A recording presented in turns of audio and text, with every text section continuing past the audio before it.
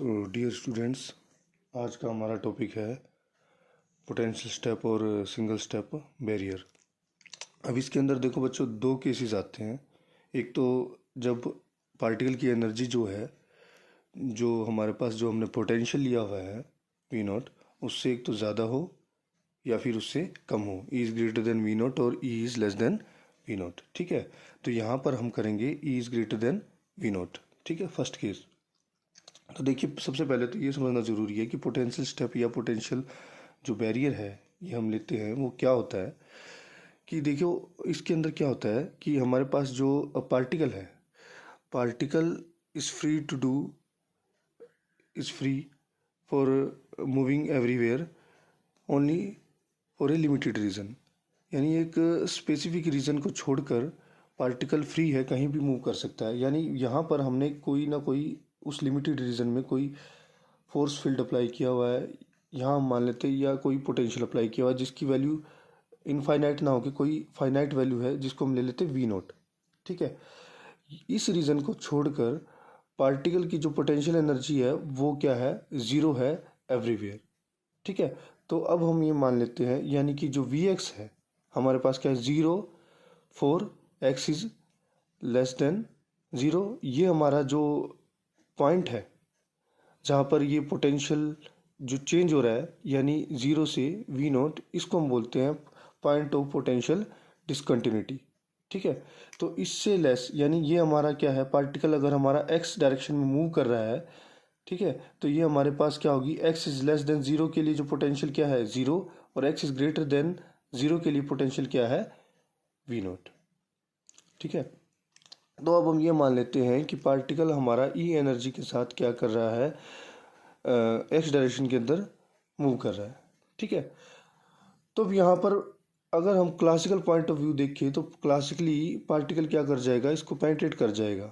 ठीक है, इस पोटेंशियल डिसकंटिन्यूटी को, इसको क्या करके पेनिट्रेट करके पार्टिकल सेकंड रीजन में चला जाएगा। ये हमारे पास रीजन फर्स्ट है और ये क्या है, रीजन सेकंड।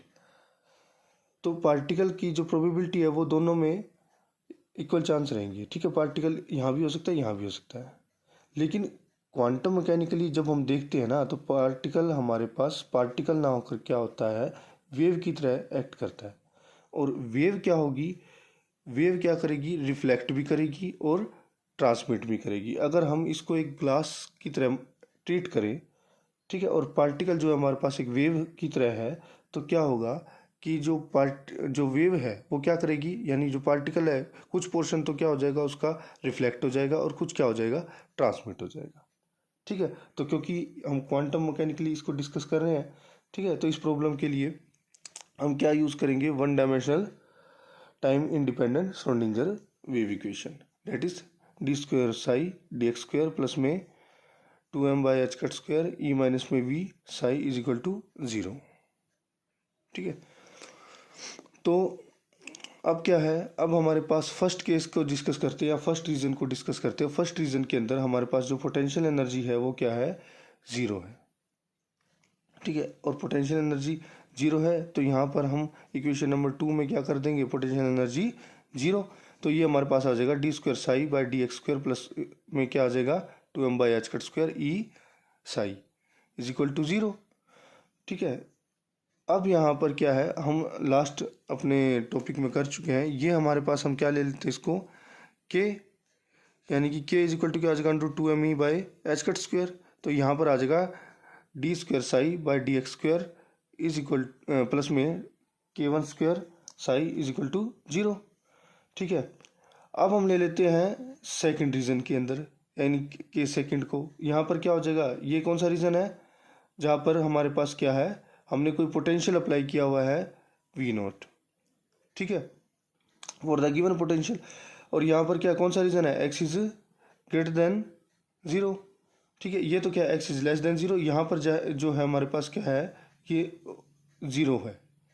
ठीक है, ये लेस देन ज़ीरो, ये ग्रेटर देन ज़ीरो, तो यहाँ पर ये आ जाएगी हमारे पास d square psi d x square plus में 2m by h cut square E minus में V not psi is equal to zero. तो यहाँ पर अब उसी तरह से यहाँ पर हमने ले लिया ये k1 और k2 जो है हमारे पास क्या है, वेव वेक्टर्स। ठीक है, d square psi d x square plus में k two square psi is equal to 0। तो के टू क्या है हमारे पास, √2m ई माइनस में V naught by h cut square.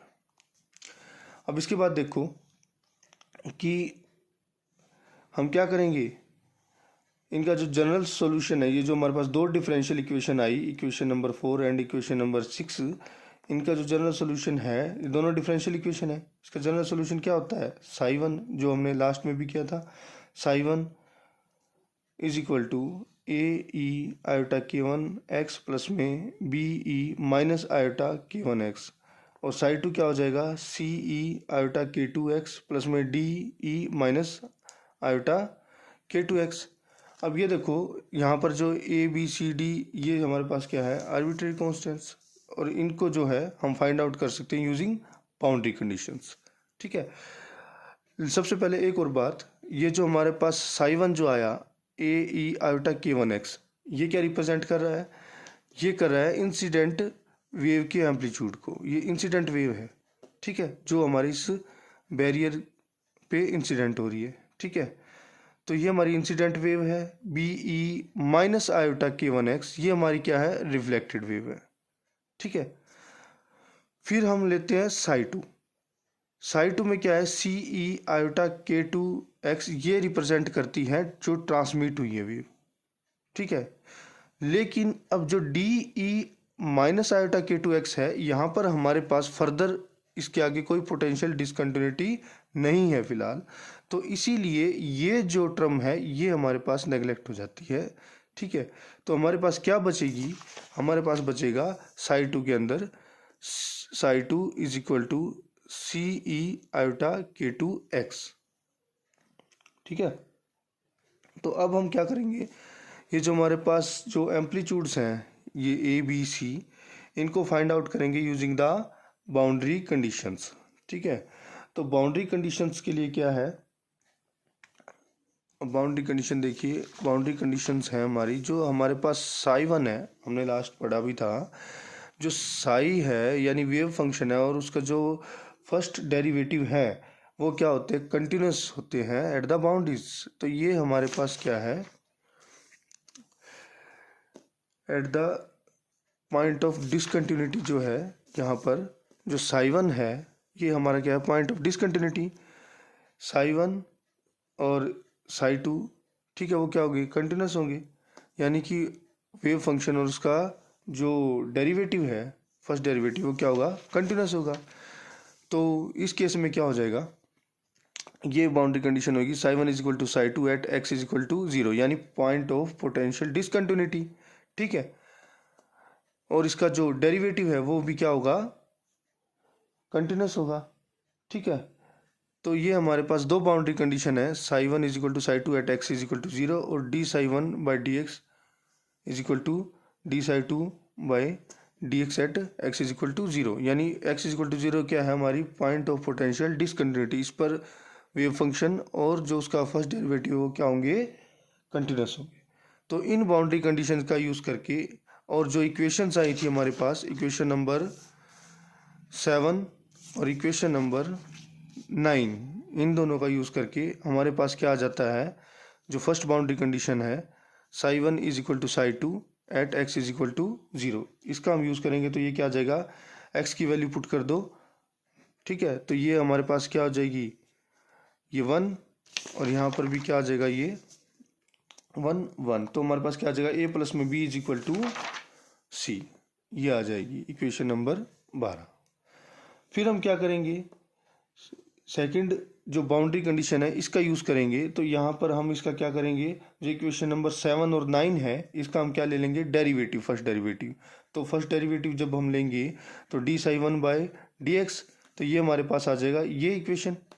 ठीक है, अब इसमें आयोटा के वन हम इसका कॉमन ले लेंगे, क्या बच जाएगा अंदर, ए E iota k one x minus में B E minus iota k one x. ठीक है, ये इक्वेशन नंबर मान लेते हैं हम 13। फिर इसी तरह जो इक्वेशन नंबर 9 है, इसका जो फर्स्ट डेरिवेटिव है यानी डी साई टू का जो डेरिवेटिव हो क्या आ जाएगा, d psi two d x is equal to iota k two C E iota k two x. ठीक है, अब हम क्या करेंगे, बाउंड्री कंडीशन का यूज़ कर लिया, तो ये हम क्या करेंगे, क्या कर देंगे, x is equal to 0 put कर देंगे, x is equal to 0 put करेंगे तो हमारे पास ये आ जाएगा आयोटा k1 a माइनस में b is equal to iota k2 c। Iota से यहाँ पर क्या आयोटा कैंसिल हो जाएगा, c की वैल्यू हम इक्वेशन नंबर 12 से यूज करेंगे, यानी c इज इक्वल टू क्या है a प्लस में b। ये पुट करने के बाद हमारे पास क्या आ जाएगा, हमारे पास आ जाएगा k1 a माइनस में b is equal to k2 a plus में b। अब ये क्या है, इसको हम जब सॉल्व करेंगे तो सॉल्व करने के बाद हमारे पास b की जो वैल्यू आएगी वो आ जाएगी k1 माइनस में k2 और k1 प्लस में k2a। ठीक है, ये वाली आ गई इक्वेशन नंबर 15। और फिर हम इस b की वैल्यू को कहाँ पुट कर देंगे, इस इक्वेशन नंबर 12 के अंदर, जहाँ पर क्या a प्लस में b इज इक्वल टू क्या है c। तो इसके अंदर जब हम पुट करेंगे तो c की वैल्यू क्या आ जाएगी, a प्लस में b की वैल्यू पुट कर दी, और जब हम इसको सॉल्व करेंगे तो c की वैल्यू आ जाएगी हमारे पास 2k1 बाई k1 प्लस में k2a। तो ये हमारे पास हमने बाउंड्री कंडीशन का यूज़ करके जो हमारे पास जो एम्पलीट्यूड्स थे वेव के, ठीक है, यानी incident, reflected and transmitted wave, तो इसके एम्पलीट्यूड्स को हम फाइंड आउट कर सकते हैं यूजिंग बाउंड्री कंडीशंस। तो ये हमारा जो आर्टिकल है इसको हम बाकी को हम अपने नेक्स्ट वीडियो लेक्चर में करेंगे, ठीक है।